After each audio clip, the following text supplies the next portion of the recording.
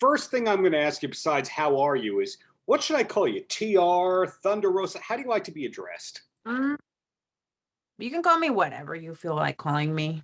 Okay. Honestly. Well, how's your day going aside from having to talk to media?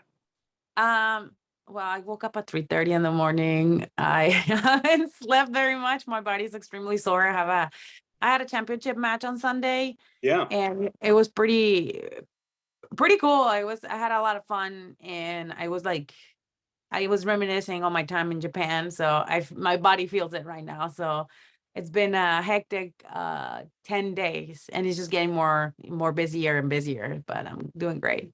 You not only had that great match, but you were also in the late night press conference afterwards, which was a very emotional, open interview that you kind of did. Did you know outright of, hey, we're going to tell the truth after the match? Did you know all that outright? No, it was funny because they told me like that I have the media scrum, like I think it was as I was getting ready for my match. And then I'm always very try to be as much sincere as possible in my interviews. And it was really cool. I was very open, and like my friends, they really enjoy what I had to say. And Yeah. they were making fun of my hat because I always come with my cowboy hat to everywhere. So It's but I love doing that. if you can pull off a cowboy hat, hey, go for it. But to your credit here, so many projects going on. I mean, AEW, yes, Mission Pro, this Combate broadcasting gig, your YouTube channel is growing and growing and growing. People want to eat tacos with you. So I look at you as being this very successful, busy person, but this was not your career 10 years ago. So No.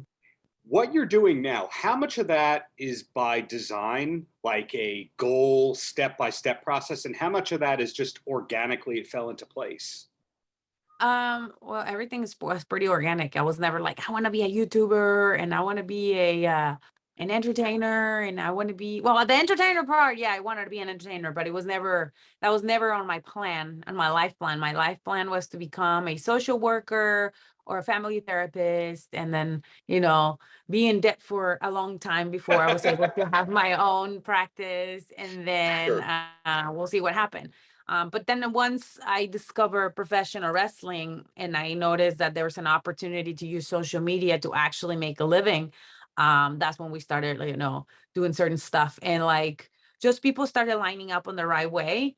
Hmm. And I think in the last year, that's when I had a YouTube channel already, but it was never, I never exploited that. And my media editor, Tony Allen, he's directing all my stuff right now. So he's the one who suggested to start doing a bunch of stuff. And I was like, all right, cool. So I just pretty much create, and he's the one who edits and distributes. So and he just has very same mindset. My husband always was telling me that I needed to do it, but I was like, are you gonna edit it? And he's like, no, because I don't know how to do it. Then I was like, well, it's gonna take us a little while. So Right. we, like I said, we did it, but we didn't get the numbers that we wanted. And now it's like, because of what the platform that I am into, it helps a lot. So yeah, it's very interesting because not only I have YouTube, we're making money with Instagram.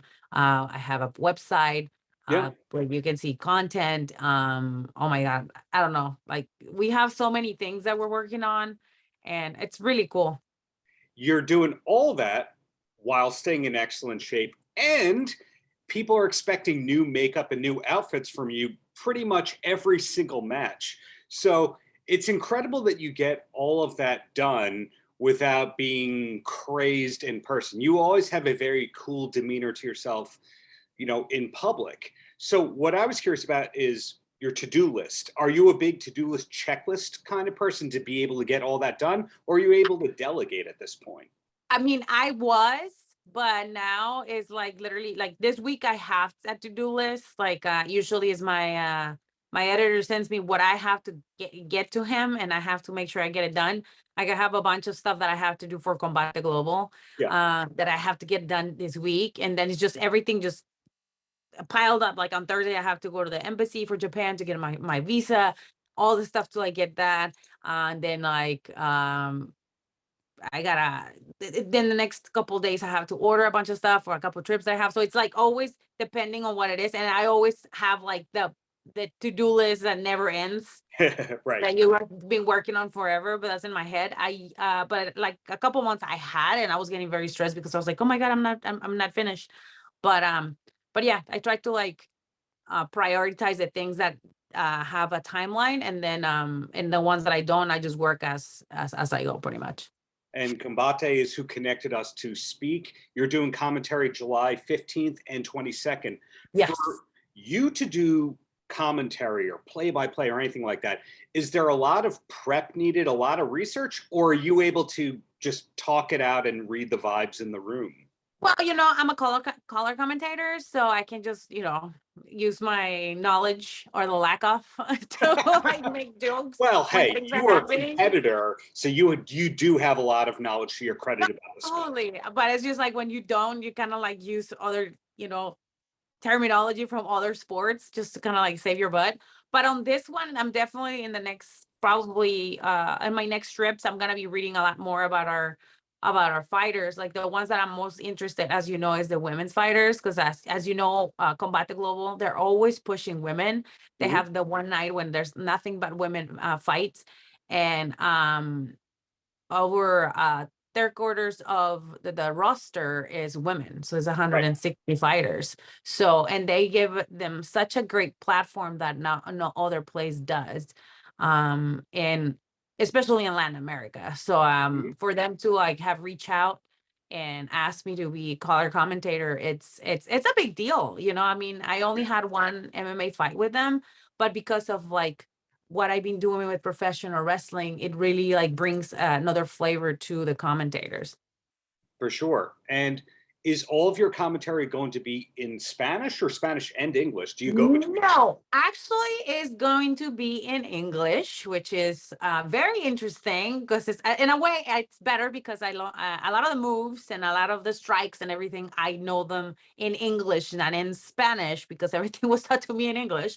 And we're gonna be on Paramount Plus both days. Then how's your Japanese? Because you've done a lot of tours over there. English and Spanish, okay, similar words there. You Spanish know and what? Japanese have I similar vowels, but I speak Spanish in Japan. I get up, wow. yeah, a lot of the Japanese workers, they went to Mexico, they trained there for 1 or 2 years, and their English, I mean, their Spanish is completely fluid. Like I was talking to one of them today, yeah, not today, Sunday, and I went and said something in Spanish, and then he started striking a conversation in Spanish, and I was like, wow, yeah. He's like, yeah, I work in CMLL for like 2 years, and then I said like a bad word in Spanish, and he totally laughed because he know what I was talking about. So yeah, usually speak Spanish, but if not, it's like I have my words like, my greetings, or when I say excuse me, Yeah. the bathroom, food when I'm hungry, they know. And then I use body language, but you can't use body language in commentary. So I know that Max Bretos and Rodolfo Roman are gonna be like, okay, Thunder, you can't be doing hand signs because I can't see this. Right on with that. Now, three quick questions and then I'm going to let you go because let's face it, you're tired and the world still has to speak to you and the people want to speak.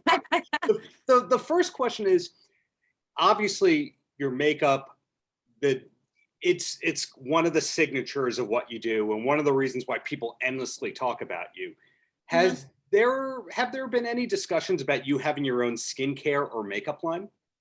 Oh, that's a great question. I don't want to spoil it. I don't know because I might be working on it. I don't know. Maybe in the future.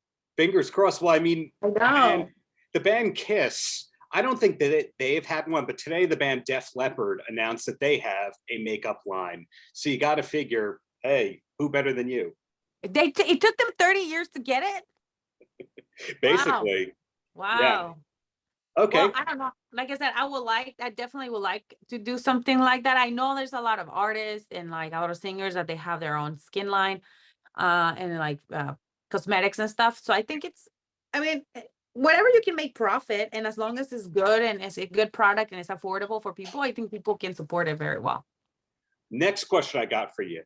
Great theme song that you've got coming to the ring. It's death metal of genre wise. Who came up with the theme song? Rocus, he asked me like, so what do you have? What do you like? Well, he's like, I like Pantera, Metallica from time to time. Just, he pumps me up. I think I told him what song it was that I liked, and then he just come up with something. And then I had another song that actually the group Thunder Rosa from Austin created for me with like drums and stuff. And then he just come up with that. And it's just every time I come up with that song, everybody feels like I'm about to go and kill somebody. I never knew you were a Pantera fan. Did you ever get to see Pantera at Damage? No. I just recently started to actually listen to them because a lot of my friends do, and they're like, "Oh, you should listen to this. You should listen to this album. This is great." And then they start telling me when they went to like the concerts and stuff, and I was like, "All right, let me listen to it." And I started reading the lyrics because sometimes I don't understand still. And I was like, "Oh, this music, it's actually very deep and really good." So yeah, absolutely. And the last question I have for you, besides your YouTube channel, besides AEW, besides Combate Global, do you have a TV recommendation that you could pass along? My wife and I, every time we find a new show, we finish it in 3-4 days and we go, what do we watch next? Well, what does Thunder Rosa think that we should be watching on television? if you are not watching, or you haven't watched The Mandalorian or any of the Star Wars, and you don't like Star Wars, you're, missing it. I'm watching right now Kenobi. I love it. Yesterday I was so mad because I was paying bills and my husband was like, "Are you gonna watch this?" I was like, "I don't think so. So let me wait." I really like it. I just love what they're doing with the series. Yeah, I hear you. Well, speaking of series, is looking forward to who you eat tacos with next. Great recommendations that you're giving the world as to the best taco places. So whatever it is, whether it's in the ring, on the mic, on the YouTube, looking forward to what's coming from you soon. Well, thank you. And don't forget, I will be at Combate Global on July, like you said, 15 and 22nd on Paramount Plus. You can also catch this on Univision en Español live. So check it out. It's MMA is growing, and in Latin America, it's picking up, and all our fighters need all the support that they can. So come and watch it.